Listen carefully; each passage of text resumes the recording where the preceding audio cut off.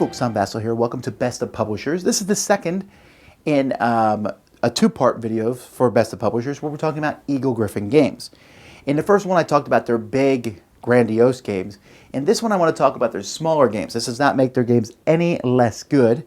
I just wanted to separate them out and talk about them because Eagle-Gryphon has the rights to many, many wonderful small games.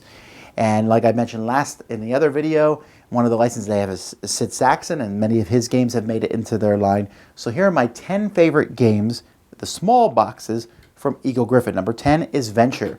Venture is just a very simple buy stock, collect stock, try to get big groups of it and sell it, but it's put into a card game. Most stock market games have, big boards keeping track of what all the stock prices are. This one doesn't. It's determined by the number of cards you have and different letters and having as many as you can of one or various ones. A good old game, actually, but a lot of fun. Number 9, High Society. In High Society, you are bidding against other players trying to get these luxury items. That's great. The problem is at the end of the game, whoever has the least money automatically loses. So you want the most luxury items, but you don't want to have spent the most money. There will be one winner, but there will also be one automatic loser. Very intriguing thing. You'll sit there and go, I definitely don't want to lose, so I need to bid on this stuff, but I got to be careful how much I bid. Simple, fun auction game, High Society. Number 8 is Fleet. Here you control a fleet of ships. Well, you start off with one, I guess. But as time goes by, you're catching different fish and crab and lobster. Makes me hungry thinking about this. And bringing them in and getting points for bringing these in. It's almost like a full board game condensed into a card game box. I was very impressed with it. There's actually another Fleet Harbor or Wharfside game, which is another good game, but the original Fleet, I think, is the best version of this. Number 7 is What's My Word? Now, this is a very interesting two-player game in which you each pick a word that the other person is trying to guess. They're going to guess the word by giving you words of their own, and if any letters match, you tell them. And they are using this as time goes by to where these letters match to figuring out what the word is. This is a really good mix of a logic deduction game along with a what kind of clever words can you come up with these letters in. Really great game, a lot of fun, two-player, nice and thoughtful. I really enjoyed playing this one with my wife. Number 6 is Slough Off. Well, it's actually called many names over the years. I originally played it as Die Steven Seagal. And there's many different versions, names of this, but essentially in this trick-taking game, before you take the tricks, you are going to bet, I'm going to take 2 red tricks and a blue trick. And then you better do that to get points.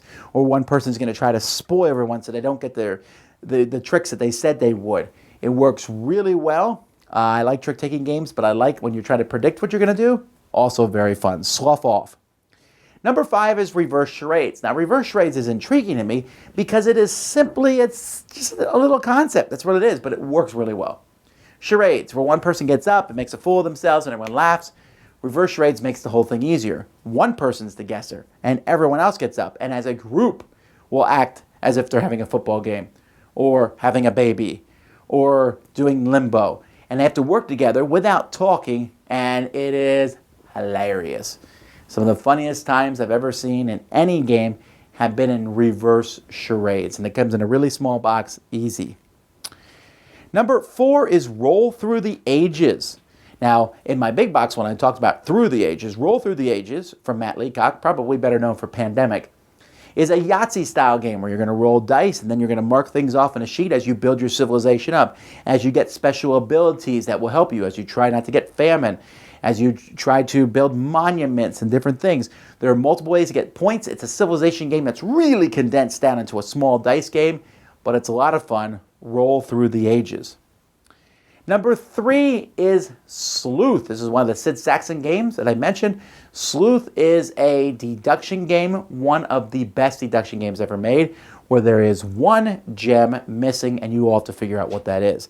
By asking each other questions about what is in their hand and then listening to all these questions and answers and writing it down and trying to deduct what that missing card is. Very, very heady, but a lot of fun. Number 2 is Ink and Gold. Ink and Gold is a push your luck game from Alamoon Bruno Feduti. In this game, you're all going through a temple, finding gems. At any point, you can cut and run. But if you cut and run too early, you won't get many gems. If you stay in there too long, the cave might have a fire or a troll or a snake attack or something, and then you won't get anything. So it's a group push your luck, extremely entertaining, also works for very large groups. That's Ink and Gold. And number 1 is a small auction card game called For Sale. For Sale is one of the greatest games ever designed. It's in my collection. We play it all the time. It works well from 3 to 6 players. Each round of the game, you're going to put out different houses. Players will then auction to get one of these houses, numbered from 1 to 30. In the second half of the game, they will then sell these houses in a blind, revealing sort of way to get different checks that are going to be worth from 0 to 15,000. You need to try to get high numbers, and then you need to try to get rid of these numbers at the right time. It is a great game, easy to teach, fun to play. I played this one probably, I don't want to make a guess up, but it's been a lot over the years, and I'm still willing to play it again. That is For Sale.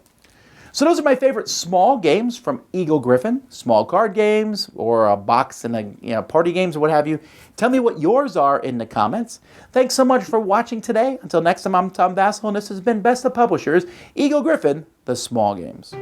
Thanks so much for watching the Dice Tower videos. Find more great videos and reviews as well as our top-rated audio podcast at Dicetower.com. You can also find other great shows at Dicetowernetwork.com. I'm Eric Summerer, and you've been watching The Dice Tower.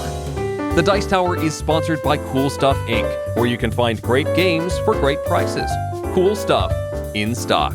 Check them out at CoolStuffInc.com.